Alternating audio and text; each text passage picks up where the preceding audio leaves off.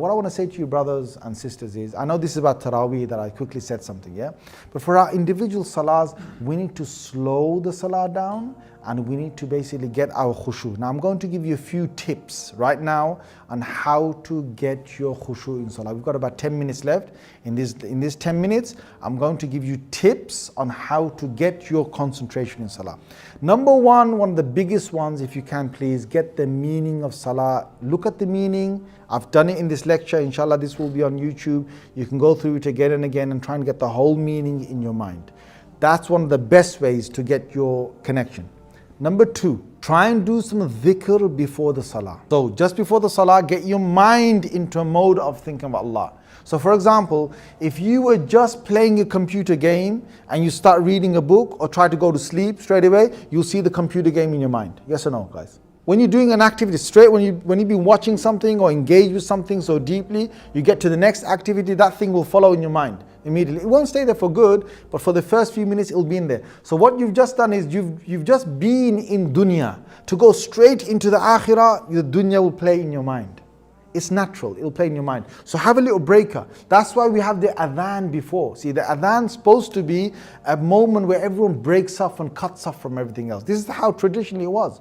Traditionally in the Prophet ﷺ's time, when Bilal radiallahu anhu got onto the roof of the masjid, because there was no minaret at that time, he came onto the roof of the masjid. I mean, they made a separate place for him to climb up onto. Or when before that he gave it from outside of the masjid. When he said, Allahu Akbar, Allahu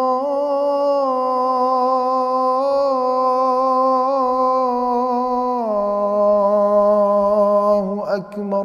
When they heard that in Medina, everyone dropped whatever they had. Sellers, they dropped what they had to. Buyers dropped it, what they had to. People working their fields just left it. And they walked off. And they listened to the adhan. أشهد أن لا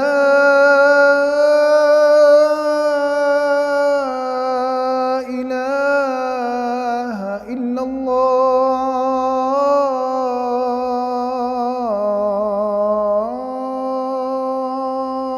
And they're hearing the beautiful sound of Bilal. I don't know how Bilal radiallahu anhu used to do it.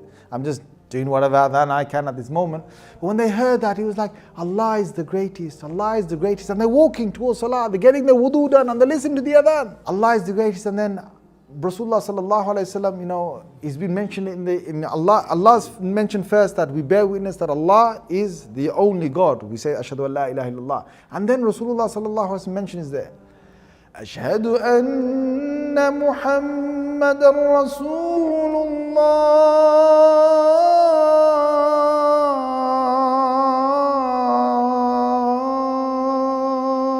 We bear witness, or I bear witness that Rasulullah sallallahu alaihi wasallam, Muhammad sallallahu alaihi wasallam is Allah's servant, His messenger. And they're doing the wudu, or they're coming for the salah, or they're coming in the masjid, and they're listening, and they're breaking off. See, the whole thing is break off from the dunya. حي على الصلاة.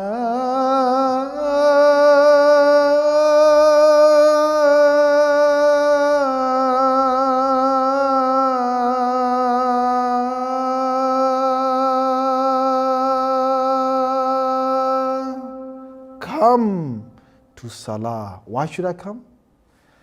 حي على الفلاح.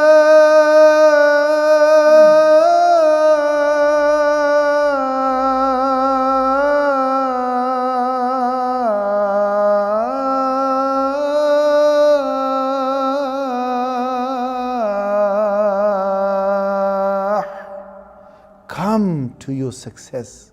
Come to success. And the last thing before that, and beautiful, just Allah is the greatest, a breaker from everything. In between, it was about statement about Allah, statement of the Prophet ﷺ, statement about the salah, three things. Allah is the greatest, Muhammad ﷺ we follow, he showed us how to pray salah, we're going to do it, and at the end, who are we doing it for? Allahu Akbar, Allahu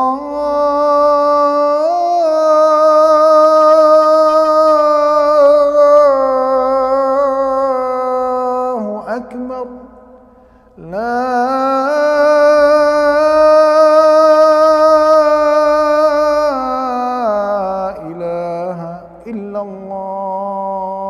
Allah. So only Allah. Now can you imagine the mind? If you listen to it, if you break up from the whole of the dunya, you're in a mindset of salah. Now you've broken off. Now what did the Muslims do in the early days when they came to the masjid? First they left all their work when the adhan was said, maybe 15 minutes, maybe 20 minutes before, whatever it was. They left everything. Then they did the wudu. Then they came to the masjid. They prayed this individual nafil salah. They prayed the sunan salah. Not like last minute, get inside there, doom, doom, doom, doom, doom, doom, doom, missing the rakats, Allahu Akbar, trying to catch the imam in the ruku. No. Slowly, steadily they prayed and they sat down and they were in dhikr, in remembrance of Allah until the imam appeared. And the Prophet ﷺ has told us that a man is in his salah as long as the jama'ah prayer is holding him back and making him sit there. What does that mean? That means you've come for salah, you sat down quietly, you're just in the remembrance of Allah, or you're just sitting quietly, not even the remembrance of Allah, you're just sitting quietly, just waiting for the imam to come, but you're not breaking the etiquettes of the masjid which is talking. Allah Azza wa Jal will give you the reward of actually praying. You're in salah. So another person is there. You know what the best thing to do just before salah? Just go into your rhythm of getting to think about Allah Azza wa Jal. Sit there. La ilaha illallah, la ilaha illallah, la ilaha illallah, la ilaha illallah, la ilaha illallah, la ilaha illallah, la ilaha illallah, la ilaha illallah, la ilaha illallah, la ilaha illallah, la ilaha illallah, la ilaha illallah, la ilaha illallah, la ilaha illallah. Just think, there is no God but Allah, no God but Allah, there's no God but Allah, there's no God but Allah. Just think of Allah, Allah, Allah, Allah, Allah. La ilaha illallah, la ilaha illallah, la ilaha illallah, la ilaha illallah. Whole mind is there. Now when you stand up for prayer, the thing to do, I'm giving you another pointer now. One is to do dhikr, second one that I've said to you. Third thing, what do?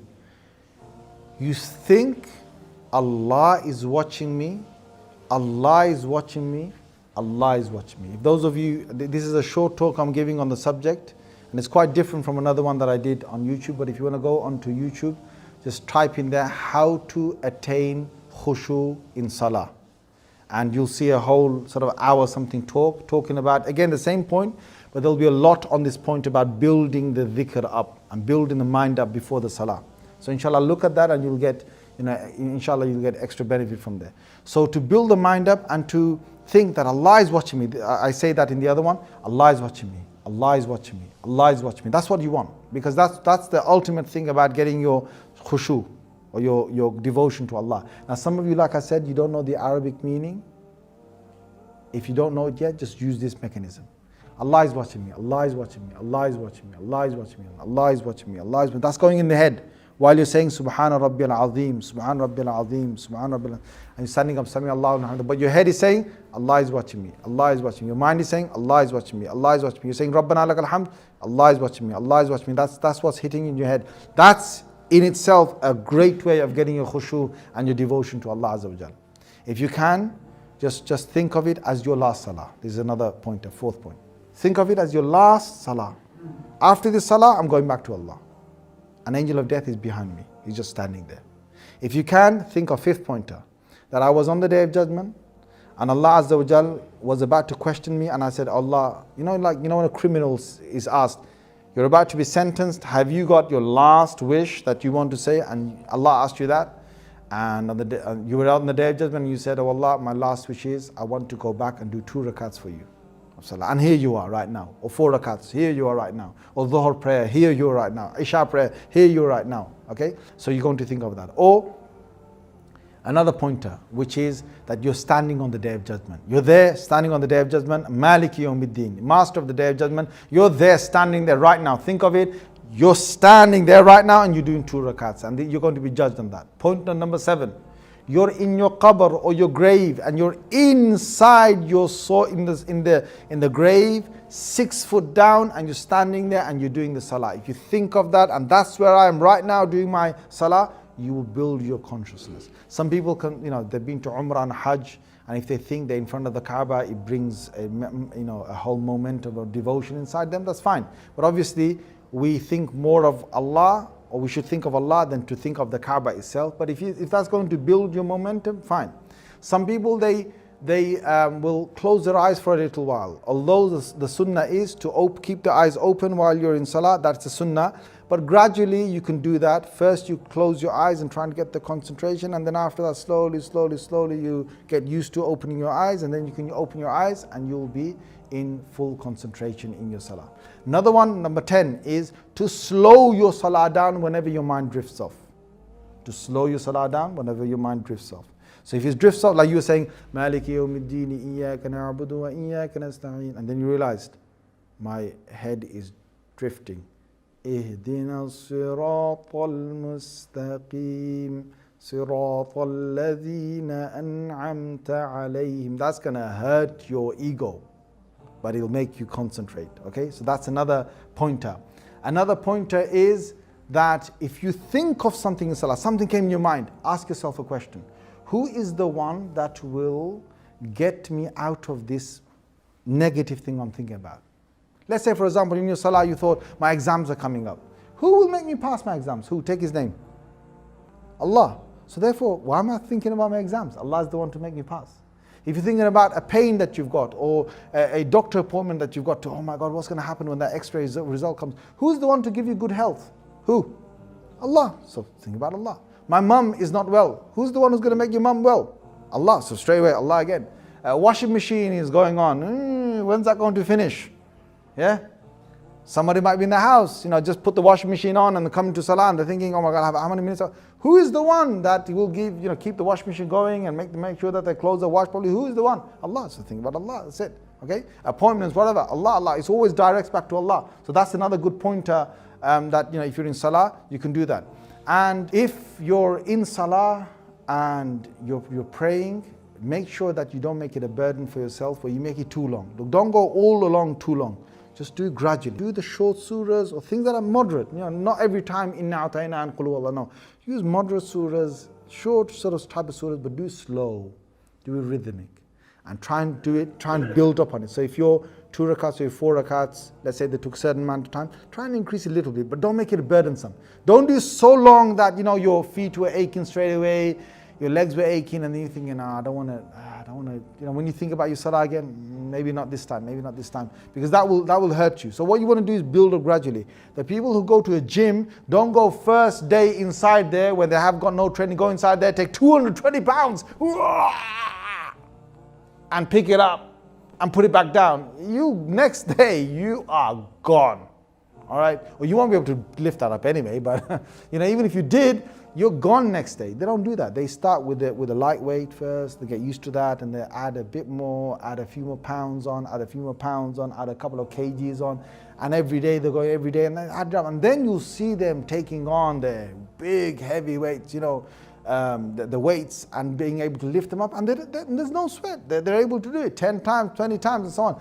That's what I meant by Rasulullah sallallahu alaihi wasallam doing that long salah in his tahajjud, because he sallallahu alaihi wasallam built it up over time.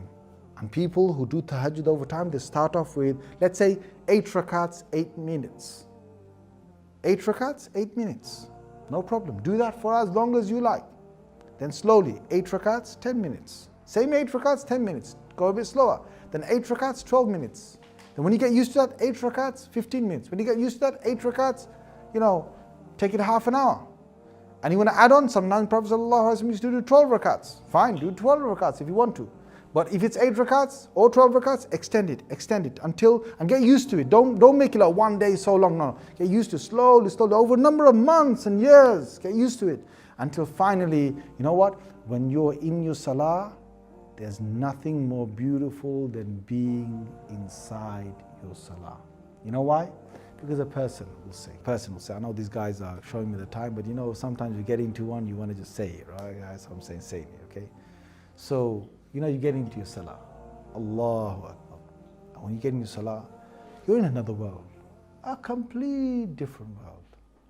Alhamdulillahi Rabbil Alameen Ar-Rahmanir Rahim Maliki Yawmiddin Iyyaka na'budu wa iyyaka nasta'een اهدنا الصراط المستقيم صراط الذين أنعمت عليهم غير المغضوب عليهم ولا الضالين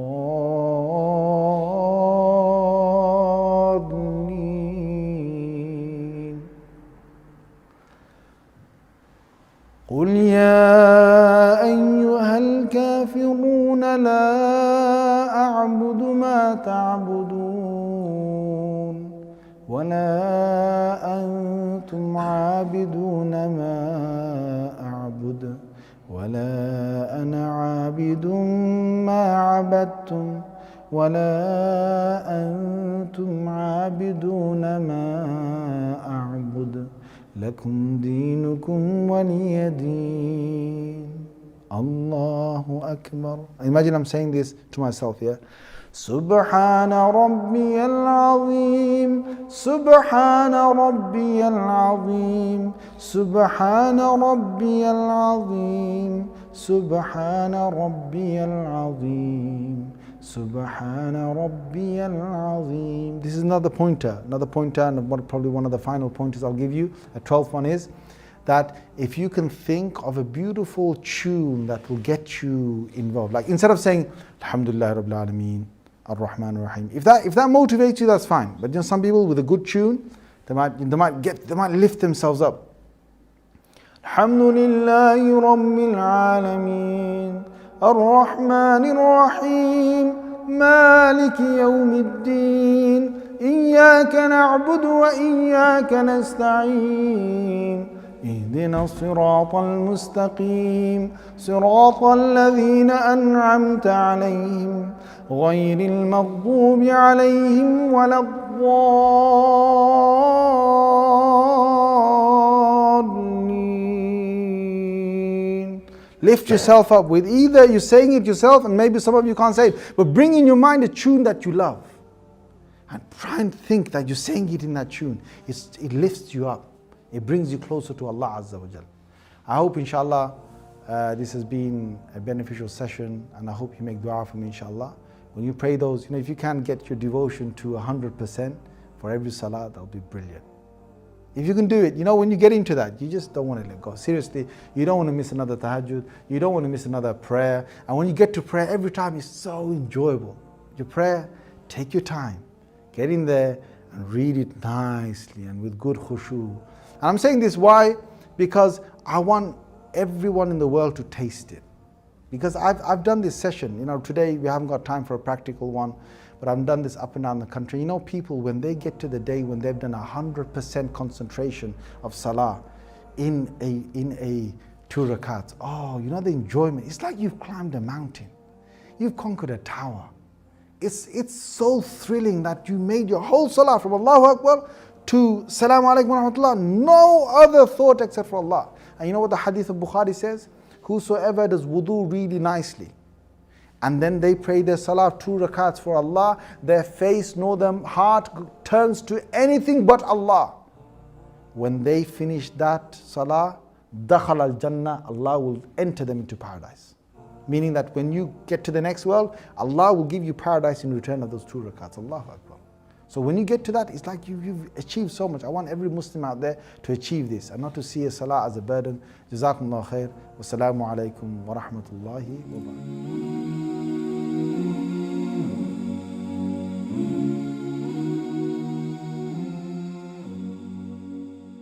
Do you ever get worried that your child may click on the wrong video online? Do you wish there was a safe channel for your peace of mind?